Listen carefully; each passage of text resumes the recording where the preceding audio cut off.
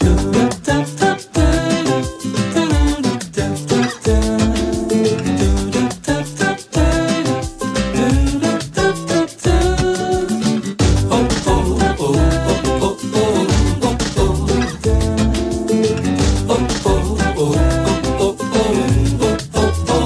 labāk dzīvot? Esiet sveicināti. Tā ir bijis vienmēr, līdz ko kaut kur notiek kāds lielāks, arī praktiski profesionāla, vai basketbola, volejbola vai kāds cits turnīrs, tad parasti atskan kāds zvans, klausies, jūs vēl tur spēlējiet. Šodien mēģināsim noskaidrot, kādas ir iespējas, ņemsim par piemēru Rīgu, bet druskuņi arī paskatīsimies, kas notiek ārpus Rīgas, par iespējām uzspēlēt basketbolu arī tiem cilvēkiem, kuriem varbūt tā komanda ir pajukusi vai arī nekad tā īsti nav bijusi. Un kā jau teicu, ne tikai basketbols, bet arī volejbols un varbūt vēl kādu citu sporta veidu pieķersim klāt. Mani studijas viesi, Latvijas lielākās basketbola līgas amatieriem vadītājs Krišs Rauska. Krišs, sveiki! Labdien! Un Pasportosim LV vadītājs Jānis Spruksts. Labrīt! Jāni, es neticēju, ka var būt divi spruksti. Ir pat vairāk. Ir pat vairāk, jā. Tas nav hokejists Jānis, bet Jāni, volejbols ir bijis pamatā kādreiz kaut kas. Basketbols, volejbols. Basketbols un volejbols. Ko sākam? Krišs, sezona laikam tūlīt ies vaļā, Tā būs. Jā, šobrīd mēs vēl uzsākam pieteikšanos, gaidām komandas, gan jaunas, gan iepriekšējās, un sezonas starts būs sākot ar oktobra sākumu. Tā geogrāfija tev ir kāda? Tā ir pārsvarā tomēr Rīga, bet ir arī komandas, kas ir ārpus Rīgas. Rīga, Pierīga un spēlētāji, kas ikdienā dzīvo Rīgā, vai arī mums ir pat komandas, kas brauc no dažādiem Rīgas reģioniem spēlēt sestdienās vai svētdienās uz Rīgu un mērot spēkus ar citu, gan Rīgas, gan citu reģionu komandām. Tev ir pienākuši vēl vairāk sporta veidu klāt. Kas ir panākuma pamatā?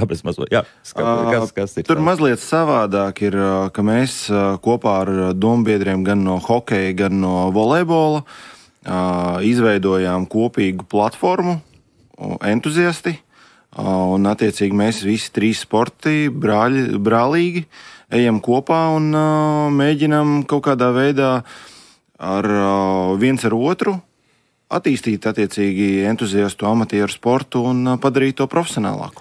Un tomēr tā interese nezūd, neskatoties uz to, ka es jau ar tādu gadu pieredzi, daudz gadu, 10 pieredzi, jau var teikt tā, ka, protams, ka ik pa brīdņam līdz ko nonāk pie kāda vecuma, tad kaut kādas daļa no cilvēkiem vai traumu dēļ, vai ģimenes apstākļu dēļ, vai kā citādi beidz spēlēt.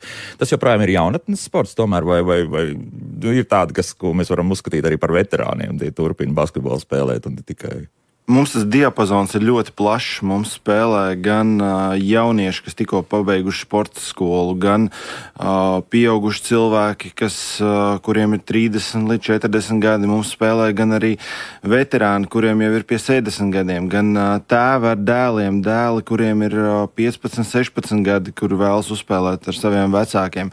Tas diapazons ir ļoti, ļoti plašs, gan vīrieši, gan sievietes.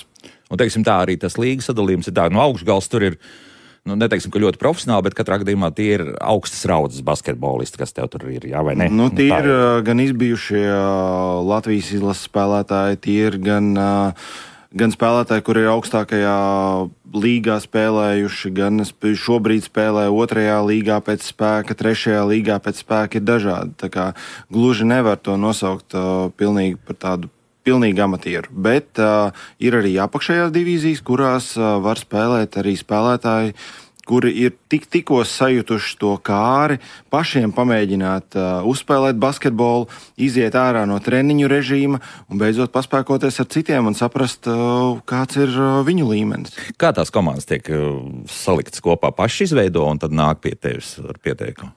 Pārsvarā tā. Komandas apvienojās, izveido, vai tas ir darba kolektīvs, vai tā ir jaunatnes sporta skolas censoņi, gan ir arī varianti, kad mēs palīdzam komandām izveidoties. Attiecīgi mēs veicam aptauju, aicinām spēlētājus, kuri meklē sev komandas biedrus, pieteikties brīvajos aģentos, un tad attiecīgi citas komandas tā teikt, viņas draftē. Un bieži vien ir tā, ka, ja komandai ir palikuši no pagājušā gada kādi 5 spēlētāji un viņiem vajag pielasīt vēl tos 5, tad viņi attiecīgi no tā plašā lista, kas mums ir tur aptuveni 50 30 spēlētāji. Nosacīt brīvie spēlētāji, jā. Brīvie spēlētāji, kas grib, viņi var pielasīt tos 5 vai 10 spēlētājus. Un tā sadarbība pārsvarā tad turpinās, teiksim, tā, šīs komandas, teiksim, kodols, kas uzņem, teiksim, tos jaunos spēlētājs. Viņi tā spēja arī turpmāk spēlēt, vai tomēr tad, laikam nesanāc, tad gan laikam ir dažādi, jā? Ir ļoti dažādi. Jā. Ir tādi, kas pateicoties tieši šiem brīvajiem aģentiem, spēja atrast sev patstāvīgus komandas biedrus.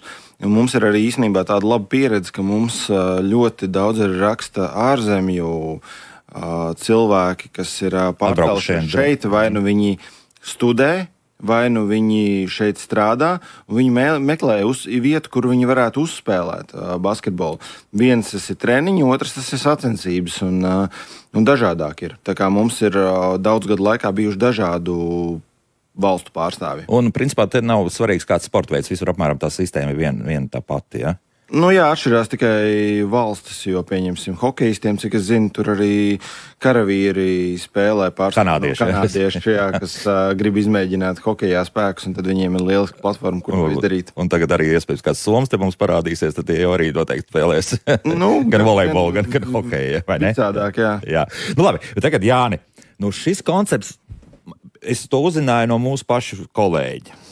Jā, tad, kad viņš izstāstīja, kā tas viss pie jums notiek, es teicu, šitas gan ir laba lieta, vai ne? Sevišķi tad, ja tu tiešām esi, tā kā laikam arī pamats stāstam, pirms 12 gadiem ierodas cilvēks Rīgā un saprot, kur tagad es ko darīšu, jā? Tagad jāsāk stāstīt, kas tur visam, kā tā sistēma tiek veidota. Tā sistēma tiek veidota, kad cilvēks, kurš grib atsākt spēlēt, pēc kaut kādas pauzītes, viņš var forši aizpildīt anketu, norādīt to savu spēlēt prasmi, un tad mēs viņam atrodam vispiemērotāko treniņu. Jo tai basketbolā un volejbolā galvenā tā sāls ir atrast tādu grupu, kura spēlē daudz maz tavā līmenī. Jo, ja tu aizies spēlēt ar cilvēkiem, kas spēlē daudz labāk nekā tu vai daudz sliktāk, tad nebūs interesanti. Jā. Nebūs interesanti, jā. Un man liekas, ka daudz tas pat var ļoti demotivēt, tāpēc ir ļoti, ļoti svarīgi tieši atrast tādu grupu, kura būtu piemērota. Kā tas notiek? Tu pats novērtē tos pēc kaut kādas skalas, kas tu tāds esi un ko tu vari? Vai? Mēs tur kopā ar to cilvēku sadarbojoties. Pirmkārt, cilvēks aizpilda anketu, kur viņš noraksturo to savu iepriekšējo pieredzi, un papildus vēl mēs esam sagatavojuši tādus kā video, no dažādām grupām, kur cilvēks var paskatīties, kura grupa tad būtu tā īstā. Jo tā vārdiem pateikt, kāds tad ir tas mans līmenis, ir ļoti sarežģīti. Jo, ja pasaka tur, man ir vidējs līmenis, ko tas tagad nozīmē? Jo īstenībā tādā volejbolā tur ir super svarīgi trāpīt tajā īstajā līmenī, jo citā tā spēle vispār neiet. Un ar tiem video mēs tad varam tiešām dabūt to, ka cilvēks pastāsta, tā ir mana grupa. Ja vārdos pateikt, tad tas ir ļoti sarežģīti. Tad nesāks viss no nulles, teiksim tā, ka šeit ir kaut kāda nosacīta zemākā līga. Tā nav, jā? Tātad uzreiz tu sāc kaut kur, teiksim tā, pēc savas vēlmes, pēc būtības. Pēc savas vēlmes. Un, protams, tu vari atnākt, uzspēlēt, ja tev liekas, ka tā pirmā izmēģinājuma grupa ir varbūt pārāk izaicinoša, tad tu vari pamēģināt citu atkal. Tur tā, ka mēs to visu procesu pēc tam uzjautājām tiem cilvēkiem, kā viņiem patika, un tad meklējam. Un vēl plus mums arī, protams, tas, kas mums pašiem ļauj skatīties, ir arī reitings, ka mēs pēc katras spēles rezultātu fiksējam, tad tur taisam vidējo plus mīnusu, pēc kura tad arī var redzēt arī pats cilvēks, vai tā grupa man labi dara vai nedara, un tas arī mums palīdz komandas forši sadalīt. Kā jūs tos reitingus uztaisāt? Reitingu mēs uztaisam tā, ka mums ir tātad pēc katras spēles mēs piefiksējam rezultātu, un, kas ir interesantākais, kad komandas tiek miksētas. Mēs attiecīgi, piemēram, basketbolā, ja mums ir mums ir 15 cilvēki atnākuši, mēs sadalām 3 komandās, 5, izspēlējam tās spēles. Vienu vakaru laiku. Tas ir pat vienkārši 5 minūtes viena spēle. 5 minūtes, un tad mēs tās spēles esam izspēlējuši, un tad jau tā sistēma sataisa jaunu apli pa lielam, kur ir cits sastāvi. Un tad tās komandas tā kā tiek rotētas, tad mēs jau varam gūt kaut kādu priekšstatu par tā cilvēku spēlēt prasmi. Jo, ja būtu konstantas komandas, tad, kā tava komanda paveicās, tad tur pa lielu vajag kaut kādus jau advancētākus rādītājus, tā kā Krišam līgā, kur tur fiksē, cik ir atlēcošās bumbas. Jā. Bet šeit jūs fiksējat tā piecinieka rezultātu, nevis individuālo, bet piecinieks. Tieši tā, bet beigās no tā... Tāpat jūs statistiski izvēlkat, jā? Kristalizējāt, jā, kaut kādā ziņā, jo... Un mums arī tās komandas nav tā, ka mēs viņas uz Enik, Benik, Sikels sadalām. Jā. Tur ir atkal pēc tā reitinga tiek sadalīts. Pēc auguma arī kaut kādu svaru vai vēl kaut kas tas tiek ņemts vērā? Mēs tur ieliekam kā parametru. Lai nesanāktu tā, ka, piemēram, tur pēkšņi vienā komandā visi 1,60 m, otrā visi 2 metrinieki atnākuši. Kaut gan gadā ir arī gadījumi, ka tie 1,60 m apspēlē, jo mēs vienreiz tur tieši bijām tādi laimīgi sagadījāmies, visi tur 2 metrīgie domājām, tik būs, tad beigās nekā, jo. Tālmetieniem dod vairāk punktus. Tā ir. Arī starpcīt, bet tālmetiens arī jāmēr iekšā, ir arī tam mazajam. Bet labi, un tad nākamajā dienā, tad cik reizes nedēļā šādi tad jūs pulcējaties? Mēs katru darba dienu mums tur ir, un arī svētdienās mums ir. Restīvi var katru darba dienu, bet visdrīzākais jau ne katru darba dienu. Tas varbūt pat trāku. Es teiktu kaut kur 1 līdz 3 reizes nedēļā. Ja ar volejbolu varbūt ir tā, ka volejbolu tomēr var mazliet vairāk spēlēt, jo viņš nav tik fiziski izaicinošs kā basketbols. Bet basketbolu es teiktu tā 1 līdz 3 reizes nedēļā tas būtu. Optimālais variants, jā. Bet ir kāds, kas skrien vairāk? Ir es pats, jāsaka, tas basketbols citreiz tiešām un volejbols var kļūt par atkarību, jo es tur kaut kādu vienu laika posmu pilnīgi crazy, tur katru dienu 3 stundas. Labi, nevajag par šo. Tas viss parasti beidzās bēdīgi. Jā, labi. Bet tagad tā. Tad pieņemsim tā viena diena tiek izspēlēta, tad šie piecinieki mainījušies, sastāvi atkal ir mainījušies, ir kaut kāds reitings parādījies, kas notiek tālāk? Tālāk tad cilvēks, ja viņam patika tā vieta, kur viņš bija, tad viņš var tur pieteikties uz regulāru spēlēšanu, un tad viņš vienkārši nāk. Un tad ja viņam pēc kaut kāda laika atkal gribās kaut ko tur pamainīt, kaut ko stiprāku, tā citreiz notiek, it sevišķi volejbolā, tad var pēc tam pamainīt. Tad piecinieks mainās. Pa lielam tas sastāvs tās vienas grupas ietvarā īpaši nemainās. Ir tā, ka tur ir tāds kodols, tu pievienojies tam kodolam, ja tev tas līmenis patīk, tad tur to arī spēlē. Bet, ja tu kaut kādā gribi vēlāk kaut ko mainīt, tad tu vari pārcelties, piemēram, uz kādu stiprāku grupu. Mums arī tā, ka mēs bieži piedāvājam iespēju izmēģināt dažādās grupās, uzspēlēt tā, ka tu varbūt tur spēlē standartā trešdienās 18:30, bet tu kaut kad aizēji vēl uzspēlēt tur piekdienās vai svētdienās, un tad tu vari patestēt tās grupas. Un ja pēkšņi jūt, ka tā komandas ķīmi ir izveidojusies, tad dodas pie Kriša, jā, tā varētu būt. Jā. Gandrīz, jā. Vienīgais mums ir tā, ka mums tomēr ir... Mums ir jau no pašiem iesācējiem tā, bet ir arī, protams, labi spēlētāji, bet arī tas mūsu jau vidējais līmenis. Mums te vieni čaļi tieši uztaisīja komandu un aizgāja pie Kriša spēlēt. Jā, nepavilkojāt tomēr. Bēdīgi viņiem gāja 10 spēles, 10 zaudējumi, un tā arī bija zemākā līga, jo īstenībā tajās entuziastu līgās, pat zemākajās līgās, tas līmenis ir ļoti cienījams. Mums tomēr... Es nevarētu teikt, ka mums pat tie labākie spēlētāji, kas mums ir, ka viņi varētu spēlēt kaut kādās entuziastu augstākajās līgās. Tā, ka tas jau tomēr, ja ir tāds super nopietnas līmenis, tad varbūt pat mēs neesam īstā vietā. Tad tāds tīrs amatierisms. Cilvēki, kur nav bijuši, saistīti ar sporta skolām, nav kaut gadu tur notrenējušies vai kā citādi, tad šeit ir tas, kur var pamēģināt. Sporta jaunatnes līgās, kas ir spēlējuši tie visi, bet tā kā Krišs teica, ka viņam ir kaut kādi bijušie profesionāļi. Tas ir augšā. Tas noteikti. Tāpēc jau mēs citreiz smējamies, ka mums kāds saka, ka es neesmu profesionāls. Jā, bet Krišs ir jau tā, kā arī entuziastu līgā, pieņemsim, ja tu tur tiec jau tajās drusku augstākajās līgās, tad tur arī tas līmenis varbūt pat ir drusku zemāks nekā tur tu pašs apakš, tāpēc, ka cits sāk, vai tu tomēr mēģini uzreiz skatīties, ko tā komanda var un pacel uz augšu kaut ko. Ir dažkārt īstenībā grūti, ka mēs paši smējamies par to, ka komandas, kas uzvar, pieņemsim, tur 4. līmeni vai 3. līmeni vai 5. līmeni, viņiem saka, viss, tā kā nākamā gadā tev jāiet ir līga augstāk. Jā. Viņi saka, mēs tur labāk. Un tad aptuveni ir tā, ka tu esi labāk tā kā pirmais ciemā nekā pēdējais pilsētā. Tāpēc arī brīži ļoti bieži sanāk arī tieši tā, ka 4. līgas augša ir stiprāka nekā 3. līgas apakša.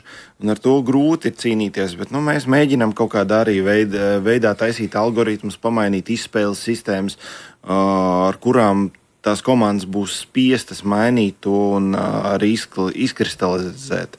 Jo daudziem īstenībā ir arī, kā teikt, viņi ir pieraduši pie tā, ka viņi spēlē 4. līgā, un viņi grib tur arī palikt. Un viņiem, teiksim, agrāk viņi ir bijuši topā un šobrīd viņi pa pēdējām vietām, bet viņiem vienalga, viņi grib palikt tajā 4. līgā, palikt neatkarīgi no tā, kāds viņiem ir bijis labs starts, slikts starts. Un tur arī ļauj, tad spēlējiet turpmāk, arī turpat. Jā, mēs mēģinām, teiksim, būt arī lojāli par tām komandām un viņiem izdarīt. Bet sliktākais, kas var notikt, ko arī Jānis pieminēja, ir tas, ja pieņemsim kāda komanda, kurai, teiksim, tas spēka līmenis nav atbilstošs. Viņi tiek līgā, kurā ir tas spēka līmenis stipri augstāks.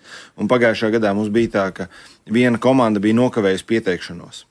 Un bija palikušas 2 līgas, kurā startēt. Viena bija tur darbdienu līga, un viena bija tur... Kur ir spēcīga līga. Un viena bija tur pēc otrā spēka, un tad pieteicās, ka darbdienu līgai, kur, teiksim, tā tas miksētais ir. Bet, pēc viena rezultāta, kurš bija kaut kādā 4. spēlē, attiecīgi mēs atradām veidu, kādā veidā viņus nomest, teiksim, uz zemāko 6.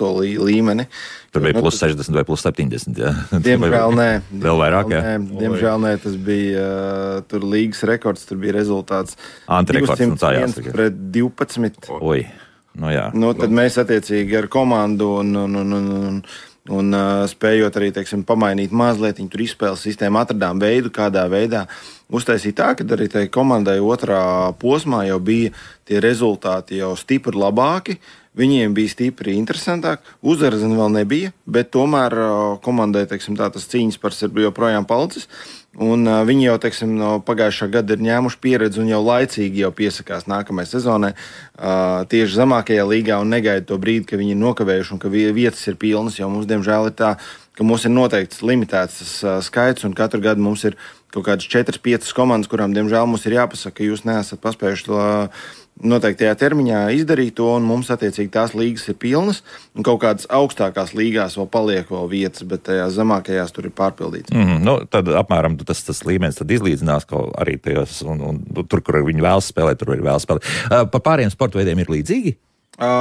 Hokejā tur ir ļoti nopietna atlase, tur viņi ļoti pie tam visam skrupulozi, jo hokejā tur tas viens spēlētājs var ļoti daudz izteikt, un viņi, teiksim, ļoti skatās par to, kāda ir tam spēlētājiem bijis tas viņa dosjē, attiecīgi karjeras izraksts, un tajā brīdī, ja tu pieņemsim bijis augstākajā līgā, Latvijas, piemēram, tad tu nedrīksti būt zemāk, pieņemsim, par kaut kādu X līgu, vai tā, pieņemsim, kaut kāda 4. līga zemāk, vai 5. līga, precīzi nemācēšu pateikt. Tātad, ja Jānis Spruksts izdomātu uzspēlēt, tad viņam automātiski būtu jāiet tur spēlēt. Augstākā līga vai varbūt viena līmeni zemāk, bet ne ārpus šīm līgām, bet tur ļoti, ļoti skatās visu to. Un volejbolā tad arī līdzīgi, jo tur, man liekas, ka volejbolā vēl izteiktāk tas varētu būt. Tur, teiksim, parādās diagonālīte viena, kas māk tā riktīgi iegremdēt, ja tur var. tur arī tā spēle pilnībā apstājās. Tie pretinieki ir uzreiz, viņi ir daudz vājāki, tad tā spēle ir pilnībā izjukusi, jo basketbolā te vismaz vēl kaut ko var paskriet. Tā ir, jā. Mēs, protams, to līmeņu nevienlīdzību risinām. Mums ir forši tas, kas ir no vienas puses mums trūkums, jo pie krišu tās komandas var forši saspēlēties. Mums tā komandu maiņa konstantā, tas no vienas puses tik forši saspēlēties nevarēs. Bet tā ekstra ir tas, ka mēs sadalām tās komandas tā, lai viņas būtu līdzīgas. Tas nozīmē, ka mums tās sagrāves ir ārkārtēji reti tādā ziņā. Jo mums tieši tas reitings, viena no tām galvenajām ekstrām, viņam ir nevis tas tikai, ko es tur pirmajā vietā esmu, bet mums tam reitingam tā galvenā doma ir, lai mēs forši sadalītu tās komandas, un tad arī cilvēks var to plūsmas stāvokli, flow state dabūt, kad tu spēlē tieši tādu komandu, kas ir tavā spēkā. Un tad arī tu visvairāk vari izbaudīt to basketbolu vai volejbolu. Bet arī šādā līmenī spēlējot, tas reitings var augt. Jā, noteikti. Un kas tad notiek ar labiem reitingiem? Tad jāiet ar labiem reitingiem mēs iesakam pārcelties uz stiprāku grupu. Jā. Tur, piemēram, volejbolā galīgi mums ir pretējā problēma, ka skrišam, ka tur atkal visi laužās uz to stiprāku līmeni. Jā, tur ir tā, ka citreiz pie visa vainīga komanda. Bet es iedodiet man labi cēlāju, un es visu izdarīšu. Jā, es visu izdarīšu, un man lūdzu stiprākajā grupā, kaut gan reitings negatīvs, un tad, ka reitings, kāpēc tā, tad saka, ka reitings neparāda tur vai vēl kaut ko. Tur ir tāda... Un kā jūs risināt šādus konfliktus? Te ir liela diplomātija. Vispār tajā organizēšanā te ir liela diplomātija. Kaut kā to nokomunicē tā, lai cilvēku tur pirmkārt neaizvainotu. Tur ir liela māksla. Tas ir, kā saka, gadu gaitā atstrādāts. Ja pat profesionālā sportā šo nav atrisinājuši, vai ne? Individuāli pret pašu sportu. Jā, Krišjāna, tu tā laimīgs maidi. Nē, es vienkārši domāju par to, ja spēlētājs viņš aiziet, un viņš ir liels punktu guvējs, un viņš saka, es gribu visu laiku tajā spēlēt tajā zemākajā līmenī, man tur ir forši jautri, un jūs skatāties, ka viņš ir reitinga karalis, un iespējams, tas reitings nevarētu būt tik augsts, kāds viņš vispār tur bijis. Kad pārējie no tās zemākās grupiņas jau ir nelaimīgi, jo viņi saka, kad Dievs atkal jāspēlē to spēlētāju, bet viņš jau bumbu nevienam citam nedod. Volejbolā neizdosies. Ar to mēs cīnamies arī, jo mums ir viens no tām mūsu vērtībām, ir, ka mēs neļaujam to individuālo spēlēšanu pārāk lielu. Kad mums ir pirmkārt, mēs esam ļoti pret agresīvu spēlēšanu, bīstamu spēlēšanu. Mēs vispār vairāk virzamies uz tādu mazliet varbūt pat maigāku basketbolu nekā standartā, jo mums ir tas noteikums ir mums pat pats specifisks. Kā mums tur, mēs nemetam soda metienus, bet standartā tādās tautas basketbola spēlēs vienkārši dara tā, ka, nemet soda metienus, bet vienkārši, ja bija pārkāpums, tad bumba paliek pie tā, pret kuru izdarīt. Bet jūs spēlējat bez tiesnešiem, ja? Mēs bez tiesnešiem. Jā, tas atšķirībā no Krišjāna. Jā, noteikti. Bet, mēs to risinām tā, ka, ja ir jebkurš pārkāpums, tad ir sanāk tā, ka tā komanda, pret kuru izdarīja, sanāk 1 punkts, plus bumba paliek tev. Un tas ir tāda sistēma, kas motivē tomēr mazāk darīt tos pārkāpumus. Protams, tas varbūt nav tik laba sistēma kā oficiālā sistēma, bet ņemot vērā, ka mums nav, piemēram, piezīmju normas. Mēs nevaram tā, ka cilvēks uztaisīja piezīmju normas un sakam, viss ej mājā. Jā.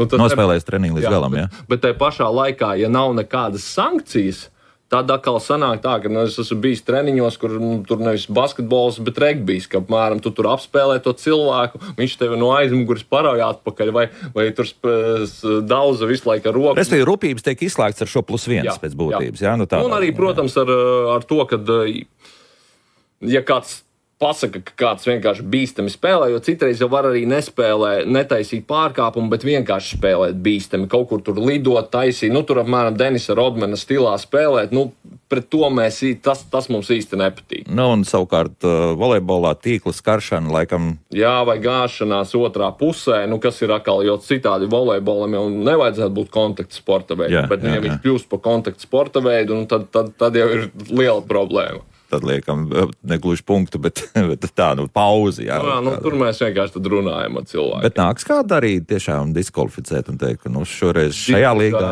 Diemžēl reti, bet dažreiz nākas. Jo, ir arī tāda situācija, ka kāds atnāks, kurš grib būt, teiksim tā, pēdiņās spēlējošais treneris. Ka viņš tur atnāk un grib visus mācīt, kā to labāk darīt.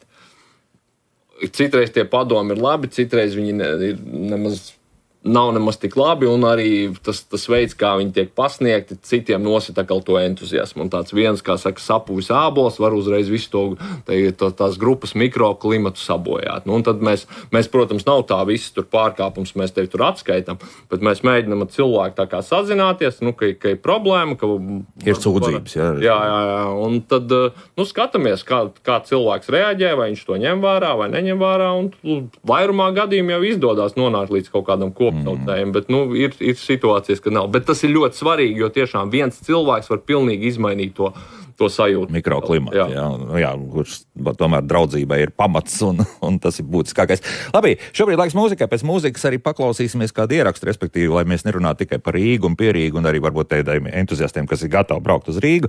Tad kas mums Bauskas pusē notiek šajā jomā, respektīvi amatieru basketbolā, bet tas pēc 4 minūtēm. Kā labāk dzīvot? Jā, raidījumos Kā labāk dzīvot mēs ļoti daudz esam runājuši par to, kā individuāli sportot un visdažādākajos veidos, un reizi apmēram 10 gados pieķeramies klāt arī kā tad ir tādos, faktiski komandas sporta veidos amatieru līmenī, pat pamēģināt vai atgriezties, vai vispār sākt spēlēt no nulles, kāpēc gan ne. Un šodien mēs par pamatu ņemam basketbolu, bet, kā dzirdējāt, arī nedaudz volejbolu esam pieķēruši klāt un arī hokeju. Šeit studijā Latvijas lielākās basketbola līgas amatieriem vadītājs Krišs Rauska un Pasportosim LV vadītājs Jānis Sprukts. Lūk, tagad paklausīsimies tas, kas mums notiek ārpus Rīgas. Un Bauskas novadā basketbols ir viens no top sporta veidiem, vienlaicīgi ar futbolu un florbolu. Bauskas novada čempionātā sacenšas 10 līdz 11 komandas no visas Bauskas novada, un vairāk par to stāsta Daina Zalamane. Bauskas novada pašvaldības sporta un veselības nodaļas galvenais speciālists Artūrs Dulba stāsta, ka Bauskas novadā vīri un puiši basketbolu spēlē apvienotās komandās no vairākiem pagastiem. Pagastu iesaiste ir ļoti tuvu maksimumam, jo mums ir Iecevas apvienotās komandas un tur no vecumniekiem, un tad Īslīce ar Gailīšu pagastu apvienojās un Coda ar Bausku un Ceraugste paņem kādu vēl. Tā kā mums ļoti daudz pagastu iedzīvotāji tāpat spēlē kādā no pagastu komandām. Tomēr ir tie pat 30 plus kungi vairākumā, kuri tiešām ir šī sporta veida entuziasti, un es viņus kā atceros pirms 10-15 gadiem, tā viņi jau tagad spēlē, par ko liels prieks un cepur nost.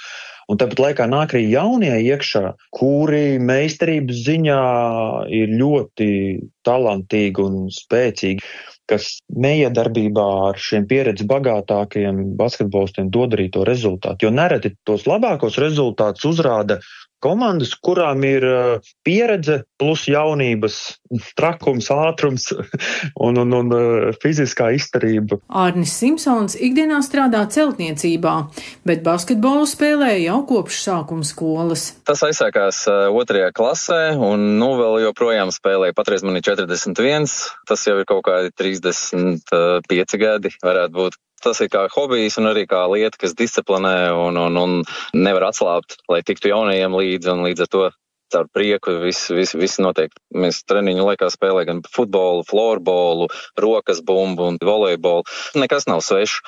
Arī ziemas periodā hokeju, tā kā visi sporta veidi ir pamēģināti, bet tā monotoni skriet, tas tā šeit jau sanāk tā caur prieku, caur interesi un tāpat tās kombinācijas un prāta spējas un daudz visādas īpašības, kas ir vajadzīgas. Un ja jau vēl kaut kas sanāk, tad jau vispār liels prieks ir. Oficiālie treniņi ir 2 vakari, viens treniņš Rīgā, viens Bauskā.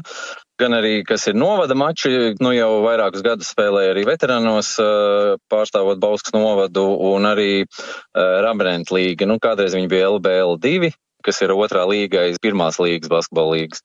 Arī tajā Bauskas komandā es vēl joprojām trenējos un spēlēju, saucās BK Bauska. Principā, tad, kad jau sākās vēsāks laiks, īsāk tā saucamie vakari, tad principā gan arī 4-5 treniņi nedēļā ir.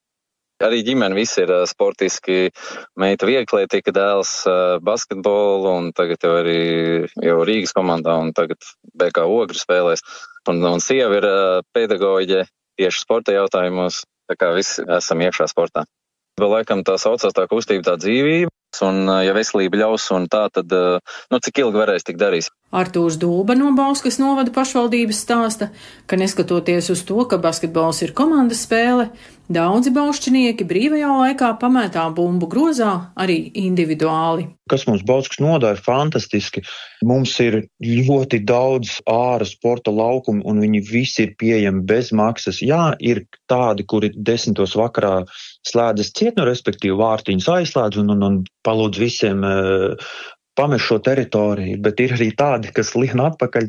Tad, kad apsargs aiziet un turpina mētāt līdz tumsai, tā kā mums šī basketbola popularitāte, manuprāt, arī iet roku rokā ar šo basketbola infrastruktūras pieejamību. Un kas teikt, mums arī vasarā, mums ir 4 laukumi, citreiz visos 4 laukumos mētā bumbu, un vēl pie otrās vidusskolas ir laukums, kas, starp citu, ļoti ir iecienīts, jo tur ir fantastiski basketbola grozi, tā kā arī šos aspektus viņi izvērtē, kur grozi, kāds segums, tur mums asfaltiņš, tur mums āra laukumu gumijas segums, tad viņi izvērtē, kur viņi grib iet.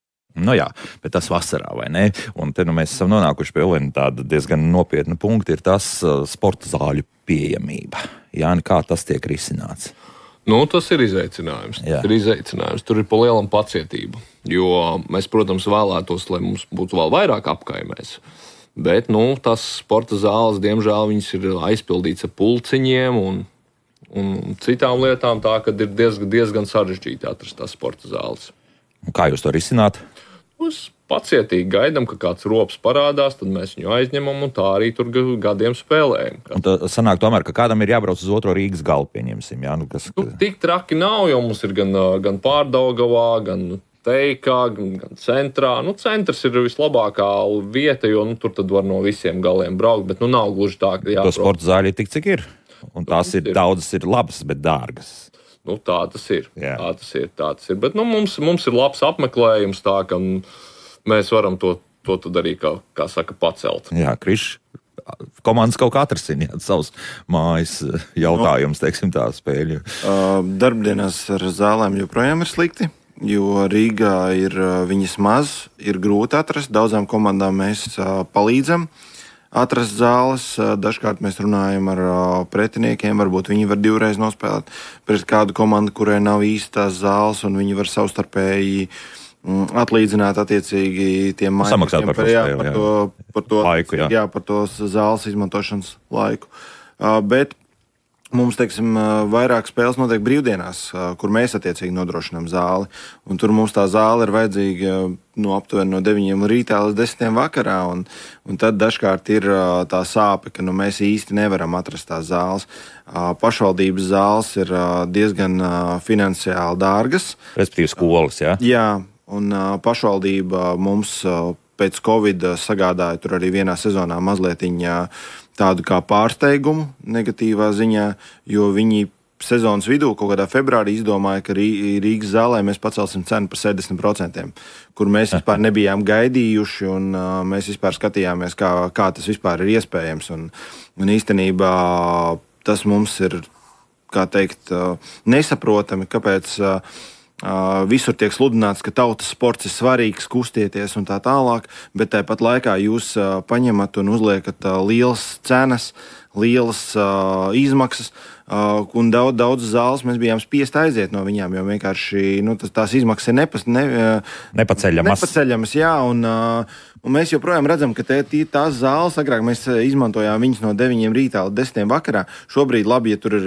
1 vai 2 stundas viņas aizņemtas, un pārsvarā stāv tukšas. Pārsvarā stāv tukšas, ja pašvaldībai, diemžēl, tā ir labāk, viņi teica, tur ir elektrība jātērē, tur dušas tāpat, iedomājies, tad vismaz 12 varbūt cilvēki, 10 cilvēki nomazgājas, tad un vēl kaut kas, tas viss maksā, viņi kāds ir sarēķinājis to.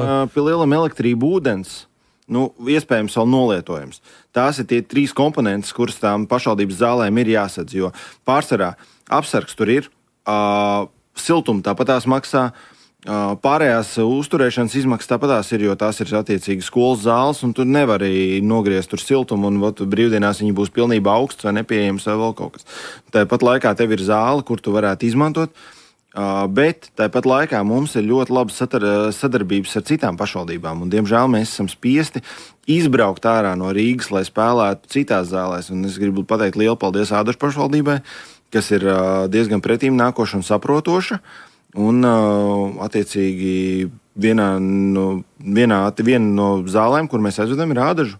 1 vai 2 zāles, kurām mēs spēlējam, komandām ir neērtāk izbraukt ārpus Rīgas, bet tāpat laikā tas izmaksu pieaugums nav tik ļoti liels, pateicoties tam, ka mums ir iespēja aizbraukt uz citu pašvaldību un uzspēlēt tur ļoti labās un sakārtotās zālēs, kas Rīgā maksātu 5 reizes vairāk.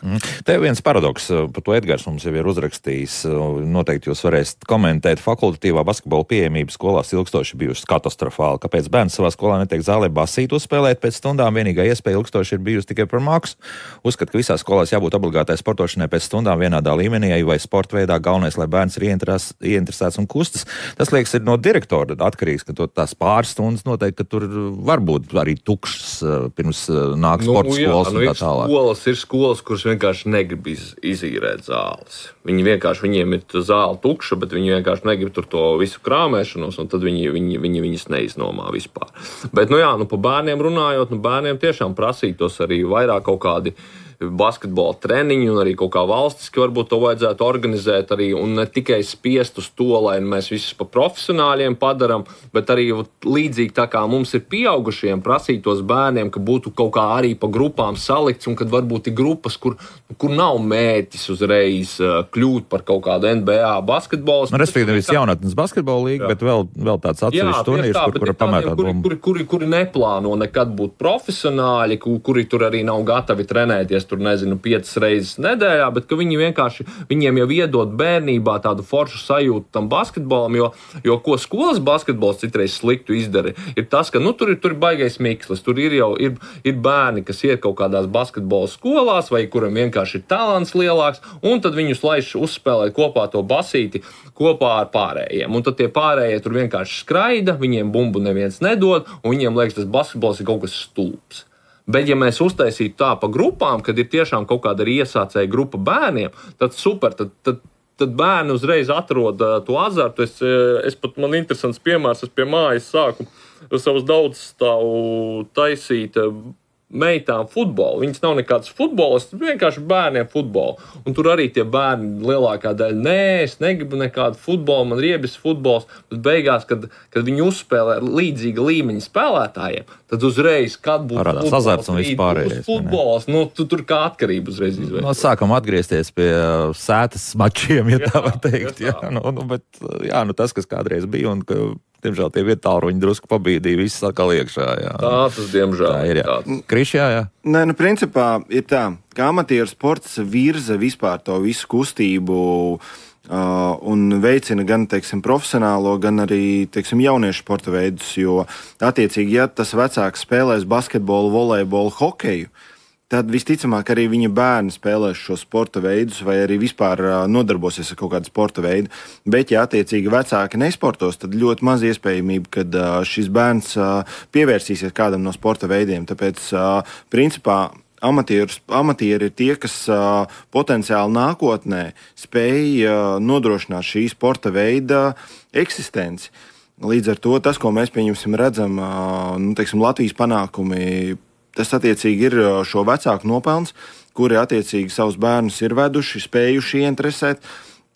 Un arī pieņemsim, kad bijuši kaut kādi tie paši, 2000. gadu, kad bija ASK Barons, tas arī nesa lielu basketbola popularitāti, kur bērni gribēja, un iespējams šobrīd mēs redzam tā visa darba augļus, kuru attiecīgi paaudzes ir uzauguši. Kur skatoties arī profesionālo sportu, jā. Bet tas, apsit, man arī šāds jautājums mājaslapā ir. Tad šis Eiropas čempionāts basketbolā radīs pieplūdumu? Kāds noteikti radīs. Atnāks vai ne? Radīs.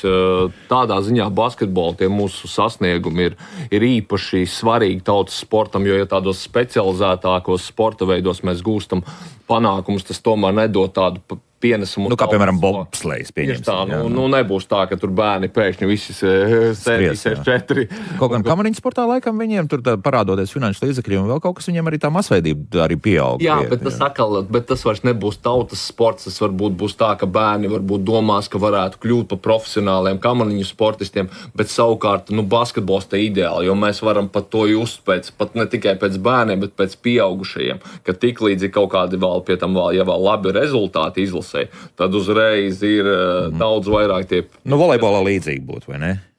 Volejbolā ir interesanti. Volejbolā tomēr populārāks ir pludmales volejbols. Tā kā tas pludmales volejbola panākumi arī tieši pārnesās uz zāles volejbolu. Tā ka tur nav tā, jo lielo volejbolu tā kā viņš nav tik populārs, jo mums arī nav tur tādi panākumi, bet savukārt tas pludmales volejbols, tā kā mums ir ar tiem pasaules reitingi vadošajiem, ka bija jāsamolot. Man gandrīz vairāk arī uz to zāles volejbolu. Nu jā, ar laiku, jā. Nu un arī laukums šobrīd ir daudz, un tagad tas pats pludmales volejbols, ja tomēr var spēlēt arī ziemā, nu ir pietiekami daudz vietas, kur tagad jau tādas ir, vismaz ap Rīgu ir tā, jā. Jā, Kriši, vēl, ko tu gribēji teikt? Nē, es vēl viena lieta, ko es gribēju arī pieminēt, to, ka ir šie ārpus Rīgas reģionālajie čempionāti, un pirms pāris gadiem līdz Covidam mēs viņus arī apvienojām, un attiecīgi mēs piedāvājām komandām sacensties starp šīm līgām, Kurzemē, Vidzemē, Zemgalē, Latgalē savā starpā, un vairākus gadus mēs spēlējām tādu kā čempionu kausu pirms sezonas, kurā mēs noskaidrojām stiprāko komandu. Un tagad jau mēs mazliet tas projekts ir apsītis, bet kāpēc? Tagad dēļ Covida viss kaut kas mainījās, un mēs nespējām to tā kā atsākt. Un arī, teiksim, tajā brīdī arī citas ekonomiskās situācijas, kas pieauga visas izmaksas, līdz ar to mēs arī sapratām, ka šobrīd mēs to projektu atliekam. Bet šogad mazliet mēs citu projektu virzīsim. Šobrīd mēs mūsu līga uzsāk draudzību ar lietuviešu līgām, un iespējams, teiksim, jau gada beigās mēs aizvedīsim savstarpējus čempionātus ar Lietuvas līgām. Būs pamatīgs kapiņš. Jā, attiecīgi mēs varēsim, kā teikt, atspēlēties iespējams par to, ko mēs pirms dažām dienām piedzīvojām. Jā, un vakar arī starp citu. Tāds pat 3-3 basketbolu runājot. Arī tur kaut kā tā sanāca. Jā, slikti arī sudraba medaļas Latvijas, ko atvienojas Eiropas kausā, jā, pareizi jāsaka. Tā, vai ir zināms, cik cilvēku Latvijā spēlē basketbolu amatieru līmenī, vai pēc šī Eiropas čempionāta basketbola skaits Latvijā pieaugs, vai tieši otrādi, tas šo otro jautājumu mēs esam atbildējuši, bet tas pirmais licences jau var saskaitīt, bet tās jau attiec arī uz LBL. Jau mēs skaitījām, ka mūsu līgā aptuvenais dalībnieku skaits ir aptuveni kaut kāds 1850. Līdz 1900 aptuveni. Tie ir unikālie dalībnieki, kas spēlē. Nu, daļa tev vēl spēlē arī citās līgās. Nē, tas ir saistīts ar to, kas, teiksim, ir mūsu līgas ietvaros aptuveni, teiksim, tā 1850 dalībnieki. Tas ir unikālie spēlētāji, kas ir spēlējuši kaut vai, teiksim, vienu spēli vai divas spēles vai ir vispār, teiksim, tā pieteikti. Protams, tie cilvēki var spēlēt arī citos čempionātos, bet es pieļauju, teiksim, tā, ka tā masveidība basketbolā salīdzinot ar pieņemsim, hokeju vai volejbolu ir ievērojami lielāka. Otrā vietā varētu pēc masveidības būt volejbols, un pēc tam hokejs, ja mēs tā liekam. Jā, volejbols arī ir. Mums volejbols īstenībā ir pat vairāk nekā basketbols. Jo cilvēki kaut kā no basketbola vairāk baidās, jo liekas, ka viņš ir tur izaicinošāks, bet īstenībā pat basketbols kaut kādā basketbola ir vieglāk iesākt nekā volejbolu, jo tur tev nevajag nekādu baigo tehniku. Pa lielam, ja tu atrodi atkal to īsto grupu, tad tev arī tur nevajag būt sprinterim kaut kādam, un tu vienkārši ar savu līmeņu cilvēkiem spēlē, tev nevajag tur sevi visu atdot uzreiz. Neiemetīs tev tur izpunktiem, ka kaut kā jau to bumbu vienreiz grozā dabūs. Tieši tā, un tad, ja arī tev kaut kas tur nesanāks, tad tu tur, kā saka, nesabojās visiem pārējiem spēli. Ar hokeju ir sarežģītāk noteikti, vai ne? Hokejā sarežģītāk, bet hokejā jau arī, teiksim, ir tās zemākās līgas, kur cilvēki cenšas, cīnās un teiksim, tā iet soli pa solim ar treniņiem, ar visu pārējo, bet, lai spēlētu hokeju, tur ir mazliet grūtāk nekā spēlēt basketbolu, kur jau tev prasmes jau ir iedotas jau skolas laikā, jo gandrīz visi mēs spējam driblēt, iedot piespēlei, uzmest pa grozu, ja mēs kaut kādu elementu nemākam, teiksim, tas ir pāris mēnešu jautājums, un mēs varam ļoti, ļoti uzlabot savus spējas. Jā, savukārt hokejā tomēr tur slidot jāiemācās un daudz cits. Tur grūti, ekipējums un tā tālāk. Mēs futbolu esam tā kā palaiduši garām, bet arī futbols ir masveidīgs. Futbolu mēs arī domājam paķert kaut kādu. Jo tas arī tomēr ir. Tas ir pat kaut kādā ziņā viens no pieejamākajiem. Tur piemēram, bērniem ir vispār super uzsākt, jo kas man nepatīk, piemēram. Bet tas būs pat telpu futbolu visdrīzāk. Bet telpu futbols jau ļoti labi pārnesās. Tas pats Ronaldo nevis Portugāles, bet Brazīlijas, viņš tieši sāka, ka telpu futbolā, ka viņam tā bija, viņš pat ir teicis, ka tā viņam īstā mīlestība bija. Jā. Kā saka, tas telpu futbols. Vienīgais tas, ka, lai cik dīvaini nebūtu, tur būs vēl lielāks problēmas ar sporta zālēm, tāpēc, ka daudzi nemaz nemīl. Jo futbols tomēr tās zāles var mazliet vairāk pabojāt nekā basketbols vai volejbols. Mhm. Bet, ko es gribēju teikt par basketbolu, kas man nepatīk priekš bērniem, ir tas, ka mums tiešām ir sataisīts daudz tie korti, kur spēlēt ārā, bet, piemēram, ir 2 korti, 8 grozi, neviena zemā groza. Kāpēc nevarētu tur sākt? Vēl priekš mazajiem. Jā, jo tad varētu, piemēram, kaut kādos 5 gados, lielākai daļai būs grūti iesākt spēlēt. Un ja tu nevari iemest tai grozā, vai arī, man meitai 7 gadi, viņa var iemest grozā, bet viņa tur var iemest, 10% tajā lielajā grozā. Un ja viņa tur sāks spēlēt, tur nekāda spēle neveidosies. Bet ja būtu zemais grozs, tad varbūt, jā. Tad mana vecuma jaunieši teikt tā, mūsu laikos bija tikai augstie grozi un viss kaut kā spēlē. Un tāpat kaut ko darīja. Vai var uzskatīt, ka basketbols ir mūsu nacionālais sporta veids līdzjūtējs jautājumu? Ir jau. Jā, noteikti. Mīlestība uz hokeju noteikti lielāka. Hokejam problēma arī tas, ka, kā jau Krišs teica, ka hokeju vispār ir grūtāk uzsākt. Pirmkārt, viņš ir izaicinošāks un otrkārt arī izmaksas ir lielākas. Basketbolu tur var arī, pirmkārt, skolā forši uzspēlēt. Arī ir tie ārā laukumi, tev palielam nav nekādas tur astronomiskas izmaksas. Hokeja tomēr, kaut kāda, piemēram, trūcīgāka ģimene ir diezgan sarežģīta, jo tur tās izmaksas ir diezgan lielas, un tāpēc arī, man liekas, tie mūsu sasniegumi basketbolā arī vienkārši neticami, jo, ja padomājam, cik mēs esam maza valsts, ja mēs kaut kādā FIBA pasaules reitingā esam 9. vietā, tas vispār liekas kaut kāda zinātniskā fantastika. Es pateikšu, ka Slovēņi ir vēl arī turpat. Viņi arī, protams, Lietuva arī turpat ir, bet tai pašā laikā vēl ņemot vērā, cik basketbols ir populārs, ka tas ir faktiski otrs populārākais sporta veids pasaulē. Labi, tur varbūt kaut kāda teorētiski kriketu varbūt spēlē, bet to mēs, es negribu skaitīt, jo tas ir ļoti tādā, tur viena Indija nodrošina uzreiz. Jā. Tā, labi, liekam lēnā garā punktu. Tad, pieņemsim, pēc vasaras ir sanākuši šķaļi kopā, un respektīvi vasaras laikā uzspēlējuši uz āru laukumiem, ja atnāk uzreiz 4 un 5 grib spēlēt, Jāni.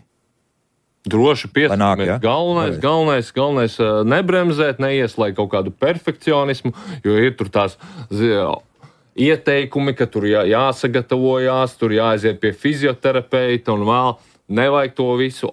Ja tu esi super perfekcionists, labi. Drusku pastrādāt tas sev vajag. Bet uzliec tad sev 2 nedēļas termiņu. Ja tu tajās 2 nedēļās to neizdarīsi, tad nāc spēlē un viss būs Un galvenais nebaidīties.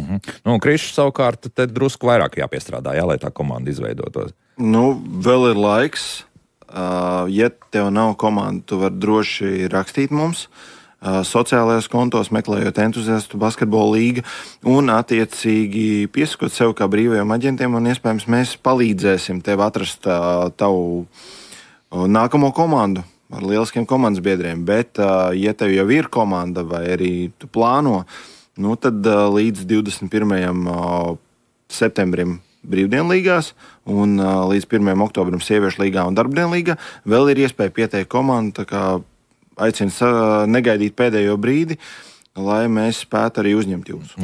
Kā jau dzirdējām, ar sporta zāli iespējams, ka palīdzēs. Kaut kādā. Ar sporta zālē mēs esam pretīm nākoši, mēs palīdzēsim un mēs atradīsim zāli, kas būs visiem standartiem atbilstoša un arī ar rezultātu tablo un sekundēm. Man jau jautā, tā kā lūk, bet man jau par florbolu jautā, iespējams, ka paņemsim vēl kaut kādu strēķi, tiešām futbols, florbols un vēl kaut ko arī raidījumā, kā labāk dzīvot, kāpēc gan ne. Bet šodien saku paldies, kungi! Latvijā lielākās basketbola līgas amatieriem vadītājs Krišs Rauska un Pasportosim LV vadītājs Jānis Sprugs bija kopā ar mums, lai veids, lai skaista un forša sezona nākamā. Paldies.